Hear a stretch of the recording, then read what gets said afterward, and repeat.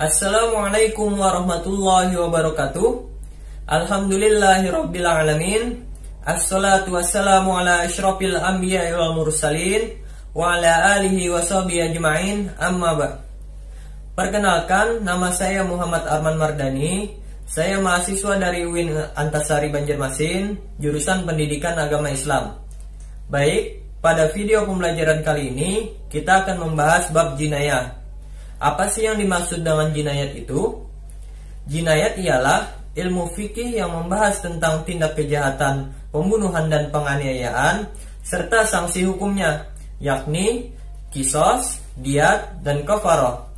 Jadi, pada pembahasan bab jinayat ini ada 5 pembahasan.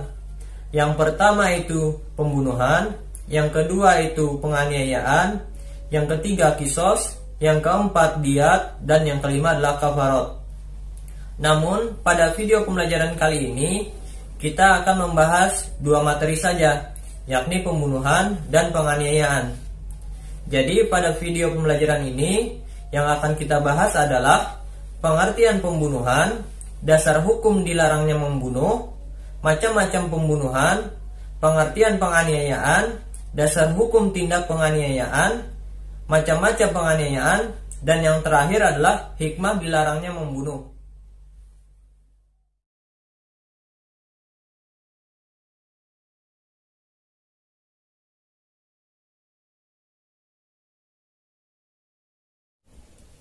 Baik, pembahasan yang pertama ialah tentang pengertian pembunuhan. Apa sih yang dimaksud dengan pembunuhan itu? Saya yakin kalian semua sudah tahu apa yang dimaksud dengan pembunuhan itu. Jadi, pembunuhan secara bahasa ialah menghilangkan nyawa seseorang. Secara istilah, pembunuhan ialah tindakan seorang manusia yang menyebabkan hilangnya nyawa seseorang, baik itu disengaja ataupun tidak disengaja, baik itu menggunakan alat mematikan ataupun alat yang tidak mematikan, seperti pedang, tombak, senjata api, dan lainnya. Intinya, pembunuhan ialah perbuatan seorang manusia yang menyebabkan hilangnya nyawa seseorang.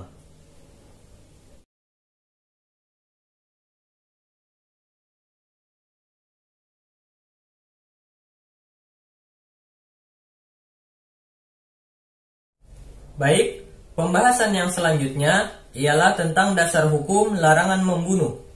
Dasar hukum larangan membunuh terdapat dalam Al-Quran, Surah Al-Isra, surah ke-17, ayat ke-33. Mari kita dengarkan lantunan ayat suci Al-Quran, surah Al-Isra, ayat ke-33.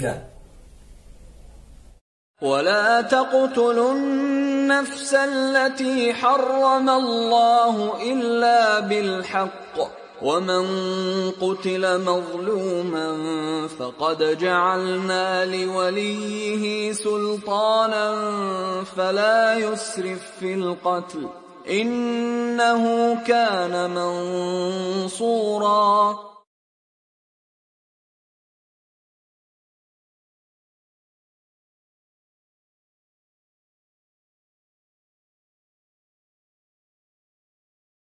Baik, pembahasan selanjutnya ialah tentang macam-macam pembunuhan.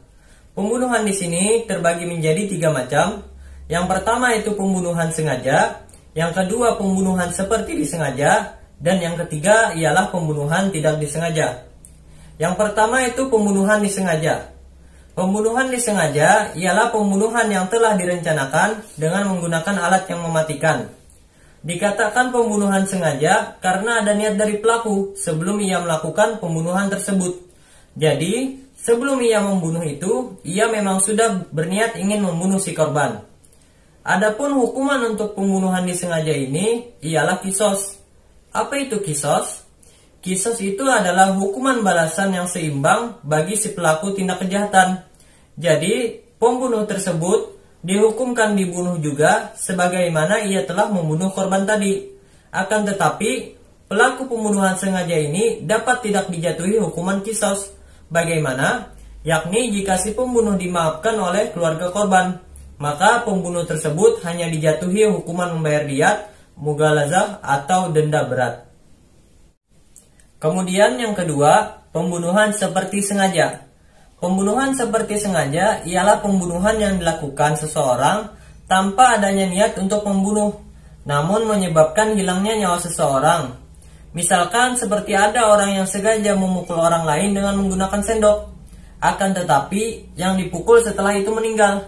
Nah, seperti itulah pembunuhan seperti sengaja. Adapun hukuman dari pembunuhan seperti sengaja ini ialah membayar diat mughaladzah atau denda berat. Kemudian yang ketiga itu pembunuhan tidak sengaja.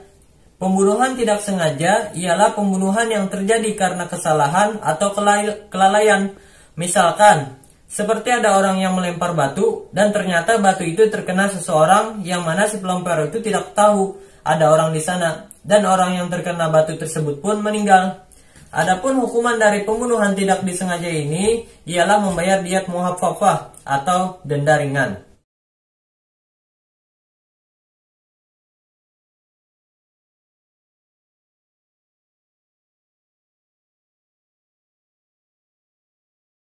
Baik, pembahasan yang selanjutnya ialah tentang pengertian penganiayaan. Penganiayaan ialah tindakan kejahatan yang berupa melukai, merusak, atau menghilangkan fungsi organ tubuh seseorang. Perbedaannya dengan pembunuhan, penganiayaan ini tidak sampai menghilangkan nyawa seseorang.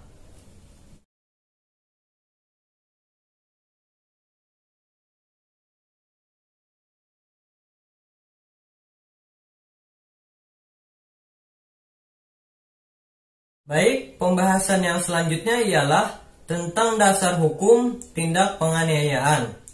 Dasar hukum tindak penganiayaan terdapat di dalam Al-Quran, Surah Al-Maidah, Surah kelima, ayat ke-45. Mari kita dengarkan lantunan ayat suci Al-Quran, Surah Al-Maidah, ayat ke-45.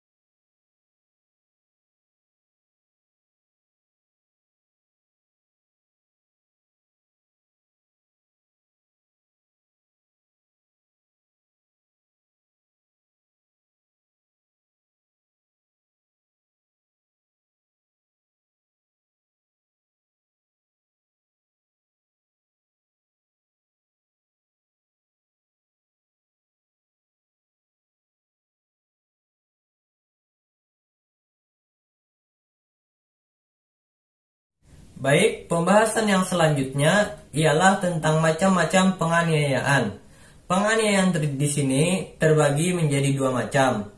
Yang pertama itu penganiayaan berat dan yang kedua adalah penganiayaan ringan. Apa yang dimaksud dengan penganiayaan ringan dan berat? Yakni kalau penganiayaan berat itu melukai seseorang sampai menyebabkan hilangnya fungsi organ tubuh seseorang, seperti memukul tangan seseorang sampai patah, sehingga si korban tidak bisa menggunakan tangannya lagi.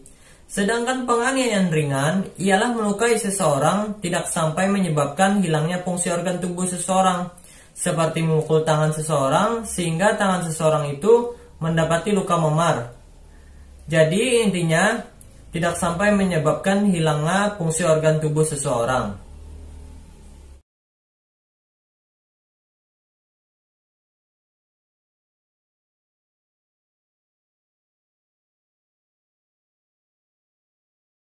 Kemudian pembahasan yang terakhir ialah tentang hikmah dari dilarangnya membunuh. Hikmah dari dilarangnya membunuh ini ialah agar tak seorang pun melakukan tindak kejahatan yang menyebabkan hilangnya nyawa orang lain. Karena agama Islam itu menerapkan hukuman bagi pelaku pembunuhan tiada lain ialah untuk memelihara kehormatan dan keselamatan jiwa manusia.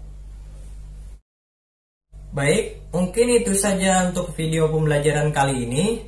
Semoga kalian semua dapat memahami apa yang telah kita pelajari pada video ini. Terima kasih atas perhatiannya. Salah khilaf mohon maaf. Subhanakallahumma wa bihamdika asyhadu an la ilaha illa anta astaghfiruka wa atubu ilaik. Wassalamualaikum warahmatullahi wabarakatuh.